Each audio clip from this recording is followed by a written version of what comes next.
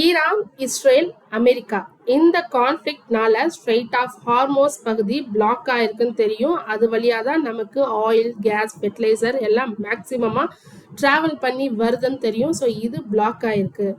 இப்போ என்ன நியூஸ் வந்திருக்குன்னா, ஸோ அமெரிக்கா முன்னாடி என்ன சொல்லியிருந்தாங்க, ரஷ்யா கிட்டேருந்து ஆயில் வாங்கக்கூடாது அப்படின்னு சொல்லியிருந்தாங்க. அதுக்காக தான் டேரிஃப்லாம் போட்டாங்க. அதுக்கப்புறம் வாங்குறது கம்மியாயிடுச்சுன்னு ரெடியூஸும் பண்ணியிருந்தாங்க. இப்போ அமெரிக்காவே 30 நாள் அனுமதி தந்திருக்காங்க ரஷ்யா கிட்டேருந்து ஆயில் வாங்கிக்கலாம்னு சொல்லி. அது மார்ச் 5 ஸ்டார்ட் ஆயிடுச்சு டேட்டு. ஏப்ரல் 4 வரைக்கும் நீங்கள் ரஷ்யா கிட்டேருந்து ஆயில் வாங்கிக்கலாம்னு அமெரிக்கா சொல்லியிருக்காங்க. இப்போ ஈரான் என்ன சொல்லியிருக்காங்கன்னா, இந்த கான்ஃப்ளிக்ட் காரணமாக இந்த பகுதி ஸ்ட்ரெயிட் ஆஃப் ஹார்மோஸ் பிளாக் ஆயிருந்தது. இந்தியா எங்களுடைய நண்பன். ஸோ அந்த அடிப்படையில் நாங்கள் அவங்களுக்கு மட்டும் இந்திய கப்பல்கள் மட்டும் அந்த பாதையை கடக்க அனுமதி தரோம் அப்படின்னு சொல்லியிருக்காங்க ஈரானுடைய தூதர் முகமது ஃபாத்தலி.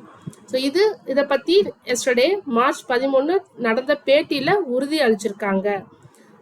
வேற என்ன சொல்லியிருக்காங்கன்னா, மார்ச் 13 வெள்ளிக்கிழமை இரவு ஷிவாலிக்குன்ற இந்திய கொடி ஏந்திய எல்பிஜி கப்பல் ஸ்ட்ரெயிட் ஆஃப் ஹார்மோஸ் பகுதியை வெற்றிகரமாக கடந்துருச்சுன்னு சொல்லியிருக்காங்க. அப்போ கூடிய சீக்கிரம் அந்த கப்பல் எல்பிஜி தாங்கிய அந்த கப்பல் சீக்கிரம் இந்தியாவுக்கு வந்துடும்.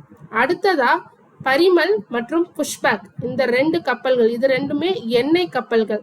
இதை அனுமதிக்கவும் ஸ்ட்ரெயிட் ஆஃப் ஹார்மோஸ் வழியா போக அனுமதிக்கவும் அனுமதி கொடுக்கப்பட்டுருச்சுன்னு சொல்லியிருக்காங்க ஈரானுடைய தூதர். இது இந்தியாவுக்கு மட்டும் அவங்க சொல்லலை, அவங்களுடைய நட்பு நாடான சைனாவுக்கும் அனுமதிக்கப்பட்டிருக்கு. ஸோ கூடிய சீக்கிரம் எல்பிஜி அண்ட் ஆயில் ஷிப்ஸ் எல்லாமே இந்தியாவை வந்து சேர்ந்தடையும்னு எதிர்பார்க்கப்படுது. தொடர்ந்து இதுமாரி யூஸ்ஃபுல்லான அப்டேட்ஸ் வேணும்னா மறக்காம நம்ம சேனலை சப்ஸ்கிரைப் பண்ணுங்க. தேங்க்யூ.